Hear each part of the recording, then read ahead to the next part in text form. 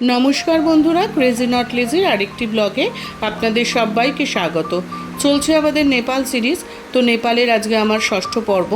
তো আমার আজকের পর্বেতে রয়েছে পশুপতিনাথ টেম্পল। এই ছিল আমাদের আগের দিনের রাতের খাওয়া দাওয়া। মাছ, আলু ভাজা, ওদিকে ডাল, এদিকে হচ্ছে ভাত ছিল, আর ছিল চাটনি। 30শে ডিসেম্বর, নেপাল থেকে আজ আমার ষষ্ঠ দিন। আজকে আমরা এসেছি, পেছনে দেখুন, পশুপতিনাথ মন্দিরে। কালকে মনোকামনায় গিয়েছিলাম, ওখানে তো পুজো টুজো দিয়েছি। আর আজকে এসেছি পশুপতিনাথ টেম্পলে। সকাল সকাল চলে এসেছি। জুতো রাখার জায়গা আছে আলাদা, ওরা টোকেন দিয়ে দেবে। আর এই যে সবে আমরা মন্দিরে প্রবেশ করছি। কতটা কি ক্যামেরা করতে দেয় না দেয় দেখতে থাকি। যতটুকু ক্যামেরা দেবে ততটুকু পর্যন্ত করতে থাকি। চলুন তাহলে পশুপতিনাথ মন্দিরে এন্ট্রি।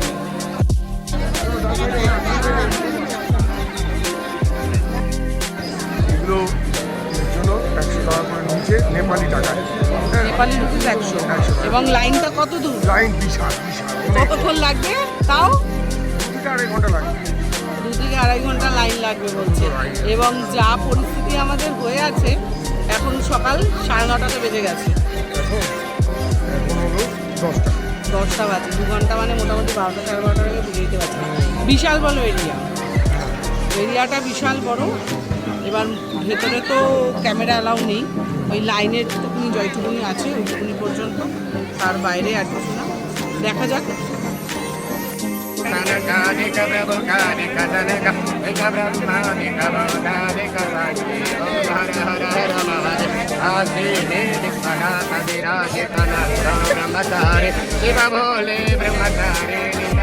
আমরা তো ওইখানে অতক্ষণ লাইন দিয়েছিলাম, তো তার যা দেখতে পেলাম মোটামুটি 2 ঘন্টা না 4 ঘন্টা লেগে যাবে। তো আমরা ওই জন্য কী করলাম, এই পুরোহিতজিকে ঠিক করলাম, ইনি পার ফ্যামিলি 700 টাকা করে নিলেন এবং আমাদের পুজোটা বাইরে থেকেই সেরে দিলেন, কিন্তু আমাদের ভেতর থেকে দর্শন করিয়েছিলেন। তো আমরা এইভাবে করেই পার্সোনালাইজ পুজোটা করেছিলাম। তো আপনারাও যদি চান, তো লাইন যদি না দিতে চান, তো এইভাবে পুজো করতে পারেন। দরাদরি করবেন অবশ্যই, কারণ নেপাল প্রচুর প্রচুর কস্টলি, আমি তো সবসময় বলে আসছি। এবং এখানে দরাদরি প্রথমে আমাদের 2000 টাকা করে চেয়েছিল, সেখান থেকে নামতে নামতে নামতে নামতে আমরা পার ফ্যামিলি হিসাবে 700 টাকা করে দিয়ে আমরা এই পুজোটা করলাম।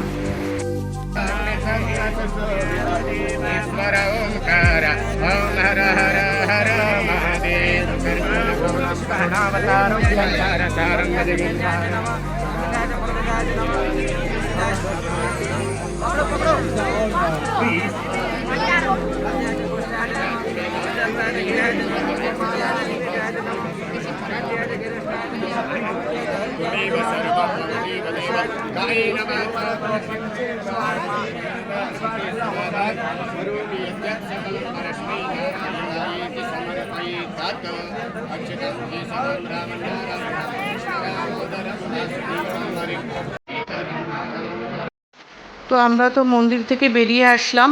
মন্দিরটি অনেক বড় এবং আপনারা বিভিন্ন জায়গায় ঘুরতে পারেন মন্দিরের, তো কিন্তু ভিডিওগ্রাফি তো অ্যালাউ নেই। যেটুকুনি পর্যন্ত অ্যালাউ ছিল সেটুকুনি পর্যন্ত আমি করেছি। তো মন্দির যাওয়ার পথে এরকমও ডালা বিক্রি হয়, তো আপনারা এখান থেকেও ডালা নিতে পারেন। আর ওইটা হচ্ছে পশুপতিনাথ টেম্পলের সামনের মার্কেট। এটা কিন্তু ওই পশুপতি মার্কেট ভেবে গুলাবেন না। পশুপতি মার্কেট যেটা আমাদের পড়ে মিরিকের দিকে, ওইটা আলাদা, এটা আলাদা। আর এই ছিল আমাদের সেদিন দুপুরের খাওয়ার দাওয়া। আর আমরা তারপরে গেলাম আরেকটা সাইট সিন, এটা হচ্ছে স্তূপা। এখানে কিন্তু নেপালি রুপিস লাগবে, নেপালি রুপিস 100 এখানকার টিকিট। যদিও মানে বিভিন্ন রকমের দোকান আছে এর চারিপাশে, এবং আমরা পুরো স্তূপটা শুধু চারিদিকে ঘুরেছি 100 টাকার টিকিট কেটে।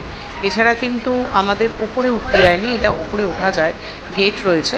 বাট এই সময় কোনো কারণে হয়তো গেটটা বন্ধ ছিল, তো আমরা কিন্তু ভেতরে উপরে উঠতে পারি।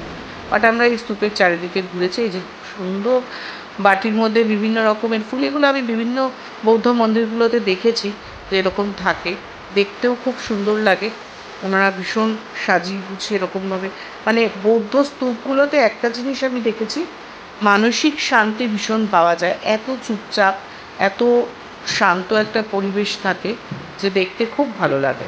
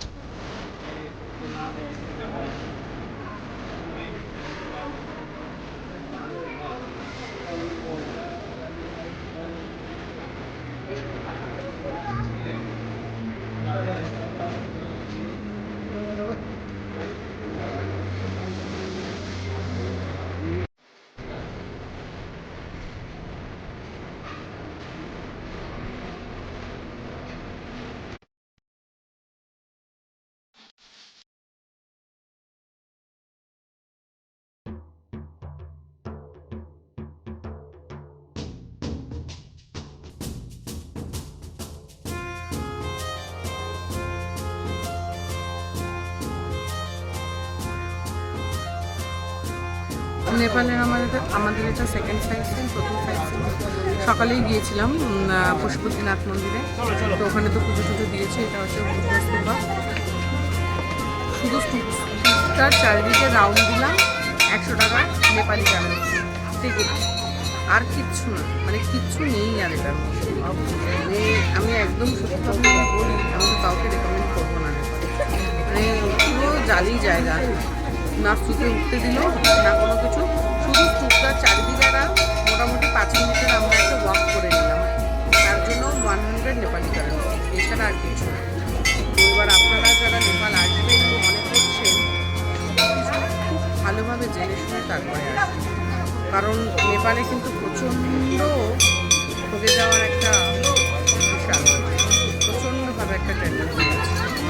তো আমাদের নেক্সট স্পট কোথায় সেটা চলুন আপনাদের নিয়ে যাচ্ছি।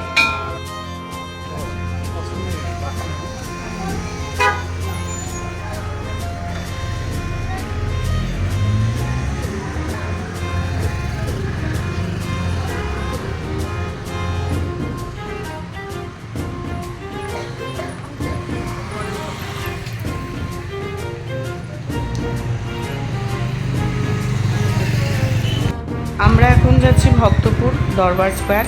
তো অলরেডি আমাদের রাস্তায় এই ভক্তপুরের বিশেষত্ব যেটা, এটা তো পুরনো নেপালের রাজধানী ছিল। তো এখানকার বাড়ি যে কাজকর্ম, বিশেষ করে কাঠের, অভূতপূর্ব সুন্দর। কিন্তু ওই 2015-র যে ভূমিকম্পটা হয়েছিল তাতে প্রচণ্ড পরিমাণে ক্ষতিগ্রস্ত হয়েছিল ভক্তপুর। তো সেই জায়গাটা এখনও পর্যন্ত ফিরিয়ে আনতে পারেনি। প্রচুর এখনও ওদের কাজকর্ম চলছে, সেটা আমরা ওখানে গিয়েই দেখতে পারলাম। তো এই ভক্তপুর শুরুতেই বিভিন্ন রকমের কাঠের কাজ, এত সুন্দর। এবং এই বাড়িগুলোতে তো থাকা হয়, ওনারা থাকেন, প্রতিটা কাজ ভীষণ সুন্দর। তো ভক্তপুর দরবার স্কোয়ার নিয়ে আমি আমার নেক্সট এপিসোডে আসবো। এবং এই এপিসোডটা যদি আপনাদের ভালো লেগে থাকে তাহলে অবশ্যই একটা লাইক করবেন, সাবস্ক্রাইব করবেন এবং ক্রেজি নট লেজির পাশে অবশ্যই থাকবেন। তো এই ভিডিওতে এখন এখানের পতই শেষ হলো। দেখা হবে আমার আরেকটি ভিডিওতে। ততদিন পর্যন্ত ভালো থাকবেন, সুস্থ থাকবেন আর সবাই সাবধানে থাকবেন।